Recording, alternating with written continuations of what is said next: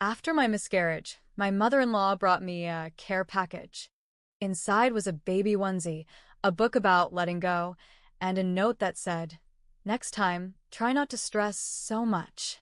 My husband said, "She's just bad with emotions." I took the package, drove to her house, placed it gently on her porch, then filed for a no-contact order the same week. My name's Rachel. I'm 34. I live in Dayton, Ohio. I used to be married. I used to think I could handle anything, even grief. But then my world cracked open in a hospital room, and what poured out wasn't just sadness. It was rage. Real, cold, clean rage. It started with a pregnancy. My husband, Greg, and I had been trying for years. I was never one of those women who dreamed of having kids young. I waited, focused on my career, built a stable life. But when we finally started trying, nothing happened. We went through fertility testing, found out my hormones were a little off, and he had a low count. We did 2 rounds of IUI. Nothing. On the third, I got the call. The nurse said, "It's positive." Just like that. My whole body went numb. I couldn't breathe. Then I just started laughing and crying and talking nonsense into the phone. I made her repeat it twice. Greg came home early that day. We held each other on the floor. He was crying. I had never seen him cry before. We didn't tell anyone right away. I was scared. I joined all these forums with other women who'd gone through miscarriages, and I'd seen their heartbreak. So I kept quiet. But at 10 weeks, after 2 ultrasounds and a very clear heartbeat, we told our families. My mom cried. My sister screamed on the phone. Greg's mom, Janet? She frowned. "You know how much kids cost these days, right?" she said. "And you're not exactly spring chickens." That was the first thing out of her mouth. Not congratulations. Not a smile. I let it slide. That was her style. Always something cold dressed up as just being honest. Greg called it her quirk. I called it cruelty. Janet had never liked me much. She wasn't outright mean, just distant, passive-aggressive. She liked women who wore pearls and went to church. I wore jeans and worked in IT. I didn't make small talk well. I didn't laugh at her mean jokes about Greg's exes. I think she always saw me as someone who stole her son away from her. Still, I tried to keep peace. Invited her to dinner. Texted her pictures of the nursery setup. Even asked if she wanted to come to a doctor's appointment. She said, "No thanks. I've seen plenty of ultrasounds in my life." So I stopped asking. Then at 18 weeks, I started bleeding. It was late. I woke up feeling off. Went to pee and saw red. I remember staring at the toilet paper, frozen. Then I yelled for Greg. He rushed me to the ER.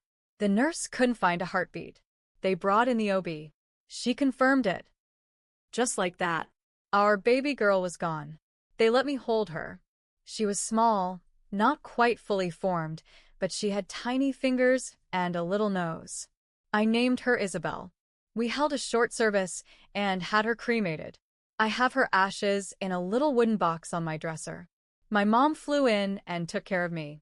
She did my laundry, cooked my meals, and just sat with me. Sometimes we didn't talk. Sometimes I screamed into her shoulder. She never once told me to move on. Greg was quiet. He cleaned. Took calls from work. I think he didn't know what to do with my sadness. 3 days after we got home, I got a package. It was a white box with a pink ribbon. No note on the outside. Just my name. I opened it and froze. Inside was a small pink onesie. It said, "Hello, world," in bright purple letters. Underneath was a book. Letting Go, Finding Peace After Loss. And then, taped to the inside lid of the box, was a card. It said, "Grief is a choice. I hope you choose not to dwell. Next time, try not to stress so much. The baby feels everything." Janet. I don't remember what happened after I read it. I know I sat at the table for hours. I didn't cry. I didn't throw anything. I just stared at it. When Greg came home, he saw me still sitting there. "What's this?" I asked. He walked over, looked inside, and his face turned red. "She didn't mean it like that," he said. I didn't say a word. She's just bad with emotions, he added. She's trying in her own way. I said, our baby died. I know, but that's how she deals with things. The next morning, I got up early, showered, put on clean clothes. I put the note and the onesie back inside the box, tied the ribbon, and drove to her house. I didn't say anything. I placed it gently on her porch. Then I went straight to the courthouse. I filed for a no-contact order. I told them everything. Showed the note. Described her pattern of manipulative and passive-aggressive behavior. Told them I wasn't safe emotionally around her and that she had caused significant distress while I was recovering from a traumatic event. The court asked for statements. My therapist submitted one. Said I had PTSD from the miscarriage and that the box had sent me into a breakdown. They called Janet in. She said she was just trying to help. She said I was making a scene. She said, I lost a baby too once. I said, then you should have known how cruel that box was. The judge granted a 5-year protection order. Greg didn't know how to respond. He said she didn't mean it. Maybe it came out wrong. I told him I couldn't be around anyone who defended what she did. That if he wanted to keep her in his life, he could go live with her. He swore he'd cut her off. We did couples therapy. We tried. But a few months later, I found out he'd been calling her behind my back, giving her updates on my therapy, my mental state, what I was saying. He betrayed me for the second time. I asked him to leave. We got divorced 6 months later. No drama. No fighting. Just quiet signatures and boxes packed in silence. I stayed in the house. I kept Isabel's ashes in our bedroom. And I never opened another package from anyone I didn't trust again. The divorce was supposed to be the end. I thought, finally, I could close the chapter on that part of my life. But people don't always stay in their corners. A few months after Greg moved out, I started getting strange messages. Not from him. From numbers I didn't know. Things like, you're tearing a family apart. Everyone grieves differently. You should be ashamed. It wasn't her fault your baby died. I blocked everyone. Changed my number. Took myself off social media. But somehow, they kept coming. At one point, someone mailed a typed letter to my work. It was unsigned, but I knew who it was from. Janet had rallied the troops. Her friends. Her church group. Her sister in Kentucky.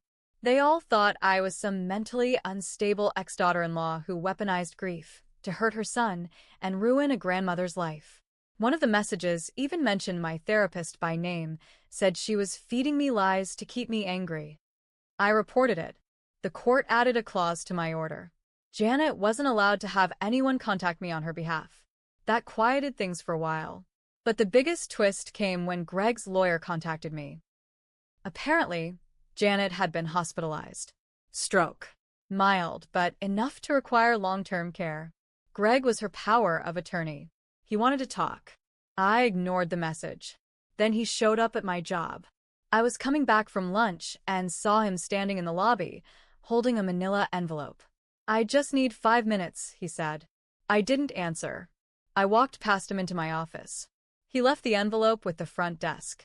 Inside was a letter. From Janet. Handwritten. Shaky pen strokes. She said she didn't expect forgiveness, just wanted me to know she never meant harm, and that grief makes people say strange things. There was also a photo. Isabel's ultrasound picture. One I'd never seen. She must have copied it during one of the appointments I invited her to. She wrote, I think of her too. I sat with that for a long time. And then I called my lawyer. Not to respond to her. Not to soften the order. But to file for something new. Because in the background of that ultrasound photo, barely visible, was me. Lying on the table. Eyes closed, belly exposed. She had taken a photo of me without permission. Not just a photo of the monitor. Of me. And that changed everything.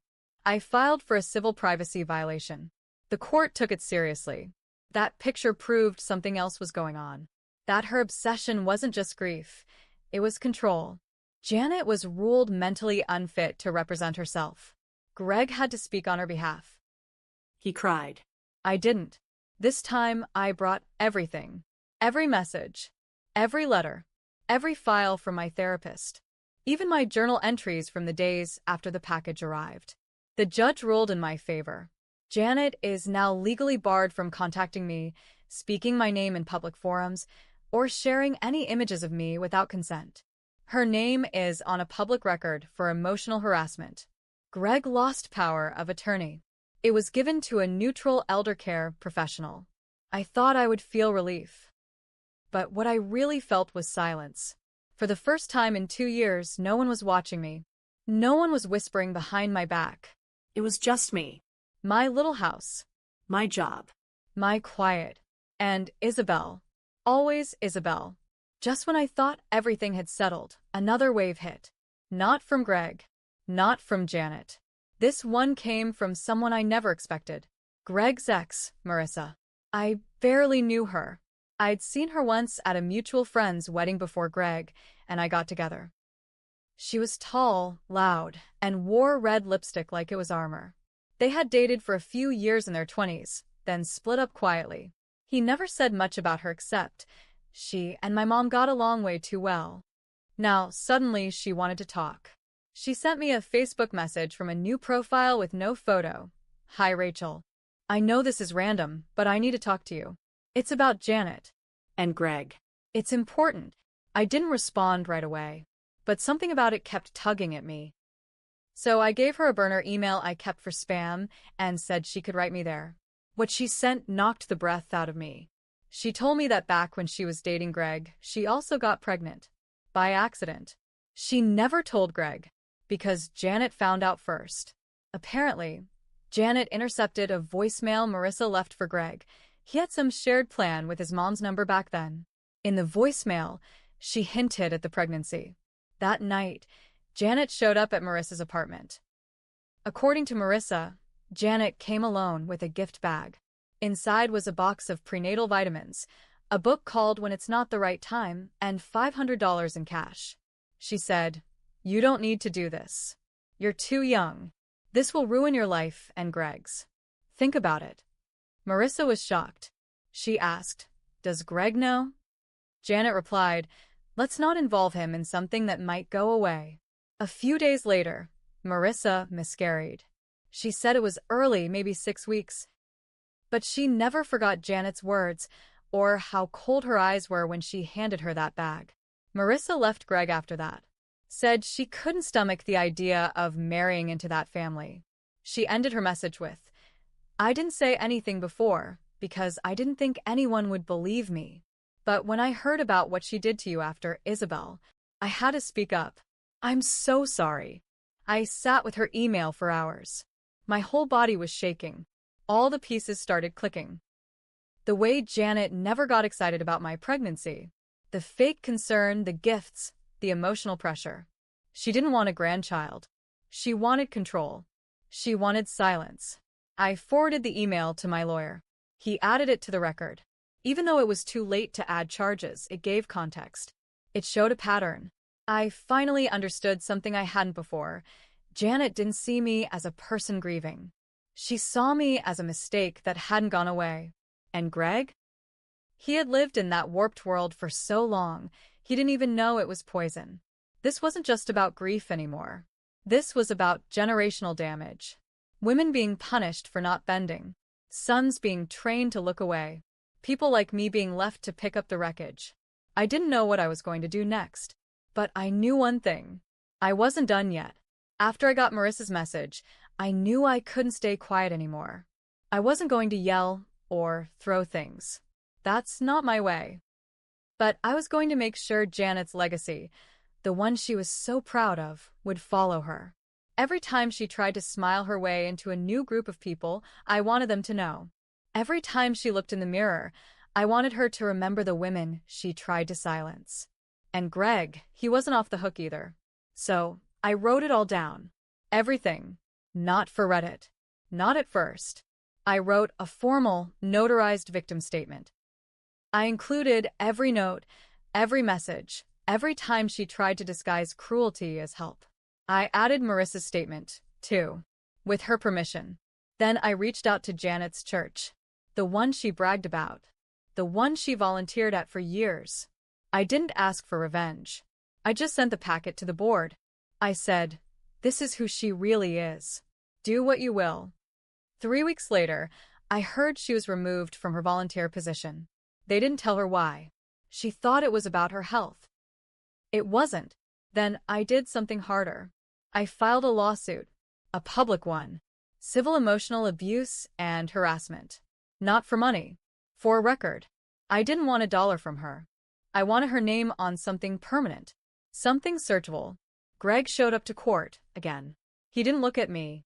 The judge read out the full list of actions Jana had taken, sending the package, organizing people to message me, spreading private medical information. The ruling was clear. Her actions caused undeniable psychological trauma during an active grief period, and her pattern of behavior was malicious under the guise of maternal concern. The court ordered that she pay $1 in damages. Just one. Symbolic. I framed that check. Put it in a shadow box with a copy of the court ruling. Greg emailed me once after that. Just one line. "I'm sorry for not protecting you. I see it now."